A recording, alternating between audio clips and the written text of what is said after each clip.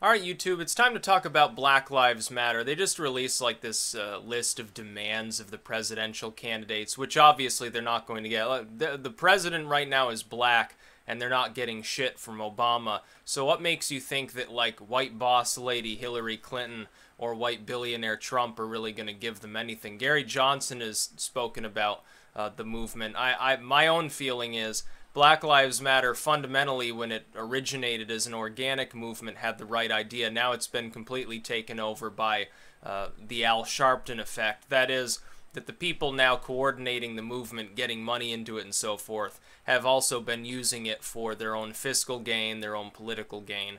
The Democratic Party has been using it for political gain without actually giving anything to the sort of Black Lives Matter movement. When it originated, it was about police shootings and police oppression. It was about the concept that the police were too violent. They were too often shooting people, often undeservedly. I found myself sympathetic with that claim. It doesn't just affect, by the way, black citizens. The idea of police shootings, it extends far beyond that. There was like this toddler, they were doing a drug raid one time, and the toddler's crib ended up with a flashbang thrown into it. Then the police tried to sue the family, actually, which was horrifically funny.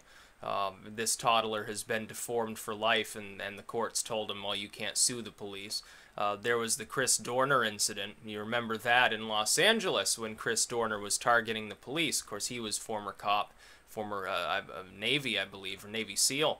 And when they were chasing him around, they just, the LAPD ended up like randomly opening fire on several vehicles, none of which matched the description of Dorner's vehicle, all of which had, amusingly, white occupants at the time, ended up crippling some lady. They ripped apart another dude's car. Now, they sued successfully. They didn't get as much as they wanted, but the police, I would say the Metro police forces, the militarized police, the SWAT forces, and even the beat cops of larger urban settings in this country, they are out of control. Part of the problem is the drug war. If BLM wanted to save black lives, what they would do is push for an end to the drug war, and they'd all be voting for the Libertarian Party. Because really, until you end the drug war, this will continue. Because the police are under stress too. They get calls constantly. Someone's smoking a joint. They have to show up in riot gear, potentially causing a deadly incident. Half the time that these people are killed, it's like drug-related. The only offense that the person's guilty of is they're an addict, or they happen to have a couple of pot plants growing, and then necessarily they're going to defend their property and try to escape. That usually leads to them getting killed. I don't think we should have a drug war. That's why there's so much inner-city crime. This clears up. There are three disparate groups in this country that identify three disparate problems that would all be solved by ending the drug war. BLM and sort of the social justice warriors identifying police are killing too many people. Yeah, it's a problem. It'd be cleared up by the drug war. Half those calls would never be made. They can focus on the actual violent criminals. Inner city gangs, identified as a problem by sort of right-leaning individuals. Yeah, it's a problem, and they're taking the middleman money from the drug trade and living off of the addiction of others to things like meth and heroin and crack. It goes away if you don't have the drug war. And then you have sort of the populists. Oddly enough here, they benefit from the repeal of the same program that like BLM would benefit from. The border, the cartels along the border and the violence there and all the problems with immigration from destabilized Central American and South American states all has to do with the drug war. It's the United States' appetite for cocaine, primarily, that really keeps this going. And the drug war and all these problems are significantly ameliorated. It'd be just like ending prohibition. The rate of alcoholism dropped like a stone. The rate of violent crime dropped like a stone, and it stayed low until the drug war began. Once the drug war began, it became even worse than prohibition. You had the same problem of unfair courts, you had the same problem of massive violent crime, and you had the same problem fundamentally of bad layer upon layer of government, for-profit prison systems and so forth. Back then, putting the slave labor, which was the prison population to work building roads or whatever, now for-profit prison just siphoning off federal and state money and also making like license plates and stuff, also provides an impediment to the private marketplace, because those could be made by a private business entity that now, I mean, they can't really do it. They have to compete with prison labor. You can't get cheaper than what is essentially indentured servitude for a term of, you know, potentially many years. All these problems are taken care of by ending the drug war. But the Black Lives Matter movement, in its present form, has become little more than self-satire. They have become a retarded movement, because they've been taken over by a bunch of crooks and cranks, like Al Sharpton and Jesse Jackson and all of their diaspora throughout the years, who are using it as a racial political issue. That is, they want to use it as a cudgel against the Republican Party, but at large, any ideology that isn't far left. I mean, this is more of like the Sanders side of the Democrats using this than the Hillary side. The Hillary side would rather suck the teat of Goldman Sachs or something like that, as opposed to buddying with BLM. When Hillary Clinton stands up and says, yes, Black Lives Matter, the only black people she's friends with are the people that she hires at below minimum wage to clean her fucking mansion. She doesn't know anything about black culture. She doesn't eat fried okra and collard greens and do all the boss lady stuff that you would think of. And if she did, she'd be holding a whip and wearing a white suit while she was doing it. She's so far out of touch with anybody who's below at least the upper middle class. She wouldn't identify with a bunch of poor white people either. The majority of the U.S. population is being oppressed by a minority of the U.S. population that continues to support things like the drug war. This one large collection policy under which there are subjugated numerous bureaus and laws. If it were done away with, and I mean 100%, we would save so much money. We would raise so much potentially money in taxation. I don't necessarily support that. I think that simply decreasing the cost would be enough, and then you just deregulate it all. But whichever could fund all the addiction treatment you'd ever need. You wouldn't have an addiction problem in most parts of the country anymore. It'd wipe out these gangs. You wouldn't need as many cops. They wouldn't need to be heavily militarized, because people, generally speaking, are peaceful. It's when you get a black market, where once a free market stood, that crime is drawn to that. They're drawn to it like moths to a candle. And then, you know, they burn themselves, obviously, because they have shootouts with the police and with one another over that territory and over those goods. All the cartels, all the inner city gangs, literally all of them in some way are connected to the drug war. Half of them wouldn't even exist if not for this policy. If the leaders of or the members of Black Lives Matter are truly concerned with black citizens being gunned down, whether by gangs, whether by the police, whether by some fucking Klan member or something, the way to reduce that racial tension is to shove the violent crime rate under. And the only way that you're going to do that is to end the drug war. And the only way you're going to end the drug war, I'm not talking about Bernie Sanders' platform of, yeah, weed should be legal. That's one of a million fucking mind-altering substances. That's all well and good. That is an example of what I would consider very mild reform. What I'm talking about is legalize every drug, do away with any form of sentencing for the use of these drugs, repeal most of the sentencing for manufacturing and distributing those drugs, and give people addiction treatment instead. You will not have the problem of never-ending tidal waves of black citizens being put into prison. And let me make one thing perfectly clear here, and this is perhaps the most important.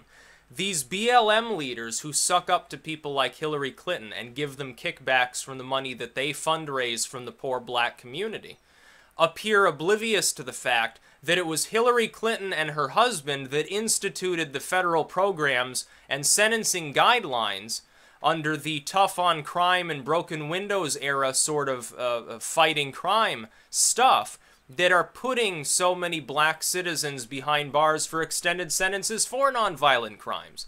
Oh, you had a couple heroin needles, 10 years for you. Does this make any sense? Does the punishment fit the crime? I would consider it cruel and unusual. I consider it unconstitutional. The entire thing. Both the drug war and the sentencing guidelines derived from the drug war. When Hillary Clinton stood up in front of the country and talked about black inner city gang violence and called them super predators, because, oh, they're more dangerous than they were in the past. These uppity black people are getting more violent. She may have been identifying the correct symptom in that violent crime during her and Bubba's reign was very high because there was so much social alienation and so many drugs were floating around so freely. She may have properly identified the symptom, but she never identified the disease. She was too dishonest to tell that same black community the reason why you're shooting one another and why the police are now wearing body armor and going in and shooting people, and the reason why they're also shooting poor whites in urban areas, and poor Asians, and poor Hispanics, and the reason why there are so many beatings, and we get Rodney King and every other fucking thing under the sun, is because, oh, sorry, a bunch of retarded Democrats and Republicans got back together back in the day many decades ago, declared a war on drugs, made a bunch of substances that should never constitutionally have been illegal, ushering in a wave of inner-city gang violence. Oh, and by the way, all these white supremacists that are shooting you too, they were spawned because of the government creating the problem of black inner-city crime in black communities. Oh, so, in other words, it's DC's fault. But she was never honest enough to tell you that. No, if Black Lives Matter is serious about preventing shootings, they're not going to be able to stop most of these shootings by simply demanding, oh, the police shouldn't have this riot gear. The police, we should have black police in black neighborhoods. It's not going to solve the problem. The problem is the drug war. The problem is the tough on crime policies. The problem is Prohibition 2.0. That's the problem. So until Black Lives Matter's so-called leaders are willing to admit this, turn their backs on the Clintons, endorse libertarian ideologies, not necessarily the Libertarian Party, but at least the general ethos behind libertarianism, the government doesn't have the right to tell consenting adults what they can put in their body or to put them into prison when they try to tell them such a thing, and should be providing addiction services that cost a tenth as much so our prisons aren't woefully overcrowded. Until they are willing to be honest enough to do that, I'm not going to take them seriously. Because that's how you solve the problem. Saying, oh, this group of white people are racist over here, that doesn't change anything. They're going to remain racist so long as the inner city crime rate remains high. That inner city crime rate's not going to go down until the drug war ends. That is the disease. Authoritarianism is the cancer, which has caused the secondary disease of the drug war and tough on crime policies. Everything else is a symptom. You can treat it symptomatically. You can keep doing what DC has done for 100 goddamn years and keep putting band-aids on gaping wounds, and more will just keep opening up every time you apply a band-aid. No matter how much you try to treat these things symptomatically, it will never make a bit of difference. You have to go after the disease itself, and you have to excoriate the cancer. The rise of libertarianism can take care of that cancer. We'll give the country some good fucking chemo. And a lot of these assholes in DC will have to suffer because they're going to lose their jobs. They're also going to lose their ability to rig every goddamn election. But we've also got to go after those diseases. The secondary diseases would remain even if the cancer is gone. You take care of authoritarianism, but you don't get rid of the drug war and some of these other failed policies. They'll continue to get worse. The cancer will just come back and metastasize anyway. It'll strangulate this entire nation. The drug war is the single worst policy that we've ever put into effect in the history of our country. It doesn't work. Usage isn't down. All we've got are millions more people with prison records. People getting Hep C in prison. People get out, they can't get a job, they revert back to crime, and oftentimes it's a lot more violent than the crime they got put into prison in the first place for. This is Hillary Clinton's America. This is the result of Clintonian so-called liberal authoritarianism. They're not even liberals. They never gave the black community any significant handouts. They called Bubba the first black president because he could play the goddamn saxophone and like junk food. Why would you be endorsing someone who thinks that that particular stereotype is applicable to the black community? I'd think that that's 10 times more racist than build a goddamn wall on the southern border. By the way, that's another reason that I can't support sort of the Trump populism ideology. Unless you take care of the disease of the drug war, building the border wall just slows down the cartels. It doesn't stop them, it just slows them down. They have to use the internet or a telephone or something. Like they can't do that to communicate with their agents on the other side of the wall to coordinate. Oh no, I'm sure this will stop them. Oh, that's right, they'll tunnel under it. That's the fundamental problem. The government has no reason. Do you honestly trust the government to tell you what's good for you and what's not good for you? It's a small step from saying, oh, well, you can't smoke that joint, to, oh, well, you're not fit to own a firearm. Oh, your freedom of speech can be curtailed because your views are too weird. They're too warped. It's hate speech or something like that. Your right to privacy doesn't apply because you got caught shoplifting 10 fucking years ago. This is how authoritarianism spreads. It will destroy our nation if we don't stop it. That's why I'm a libertarian, and I always will be a libertarian.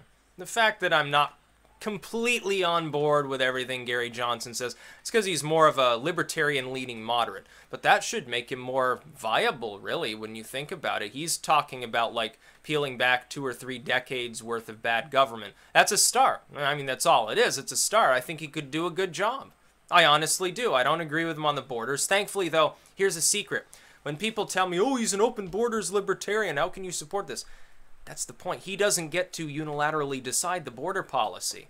You know, Obama's tried that. He got shot down by the Supreme Court. Gary Johnson's not stupid. He's not going to bother doing that sort of shit. He'll just let it sit by. He'll go after the drug war and the foreign interventionism. Try to get our money out of other nations. You know, we send so many billions every year, like Pakistan, Israel, Egypt, all these things. They don't need our money. They've got their own money. Let them fucking take care of their own people. We don't have the expendable cash right now to prop up half the goddamn world. We've got our own debt. We've got a drug war that's out of control. We've got a bloated, inefficient military funding system that could be, we could cut the cost of our military by 25% just by eliminating the no-bid contracts. That's all. We don't need to shrink the military budget. We just have to ban no-bid contracts and everything gets a lot cheaper. You're spending the same amount, but you're getting so much more out of it. Then you can freeze the spending for like 20, 30 years. We wouldn't even need to worry. Our military would rapidly advance. It'd be costing us so much less. We could invest in so many more things. We could have more troops. We'd build 6 aircraft carriers if we want to. Hell, we can afford it at that point.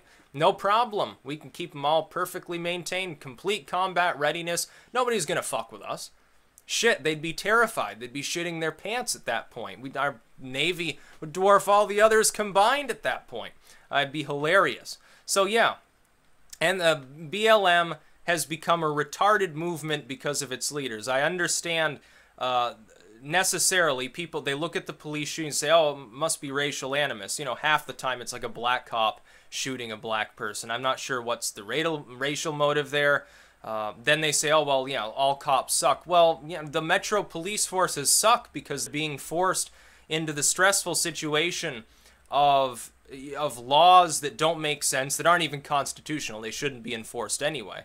But they're forced to enforce these laws, and then they get shot at, and so they shoot others, and it's a self-perpetuating cycle. Take the stress off the community and the police, get the gangs to go away by taking away their drug money, and you won't have this problem. That's about all. Peace out.